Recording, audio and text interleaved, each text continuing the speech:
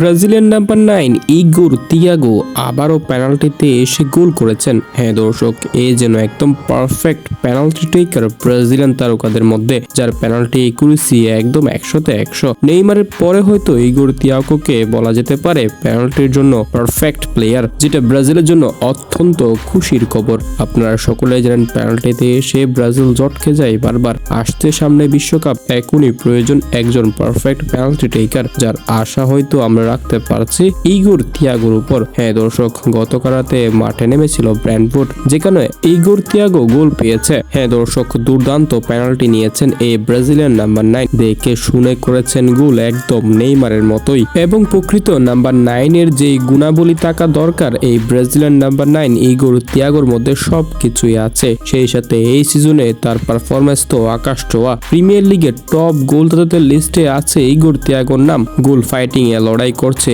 Erling হালান্ডের মতো বড় বড় তারকাদের সাথে। তাই ব্রাজিলে আসলে হয়তো বিশ্বকাপে গোল করতে পারবে এই ইগোর তিয়াগো। সেই সাথে গতকাল রাতে প্রিমিয়ার লিগে ব্রাজিলিয়ান ক্রিয়েটিভিটি মিডফিল্ডার ব্রুনো গুইমারাইসও মাঠে নেমেছিল এবং কর্নার থেকে করেছিলেন একটি দুর্দান্ত অ্যাসিস্ট। হ্যাঁ দর্শক, ব্রুনো গুইমারাইসও মাঠে নেমে অ্যাসিস্ট করেছে, দুর্দান্ত খেলেছে, রেটিংও পেয়েছে দুর্দান্ত। কিছুদিন ইনজুরির জন্য মাঠে নামতে পারেনি, তবে ইনজুরি কাটিয়ে মাঠে নেমেছে, এটাই হয়তো সবচেয়ে বড় পজিটিভ বিষয়। বিশ্বকাপের আগে ব্রাজিলিয়ানদের এমন পারফরমেন্স দেখে সত্যি অনেক আনন্দিত, কারণ বিশ্বকাপে যদি এমন পারফরমেন্স করতে পারে তাহলে হয়তো এবার হেক্সা মিশনটা পূরণ করতে পারবে। তবে সবার মনে একটি প্রশ্ন, ব্রাজিলিয়ানরা হলুদ জার্সিতে কি তাদের স্বপ্নটা পূরণ করতে পারবে? সবাই এটার জন্য অনেক আশাবাদী।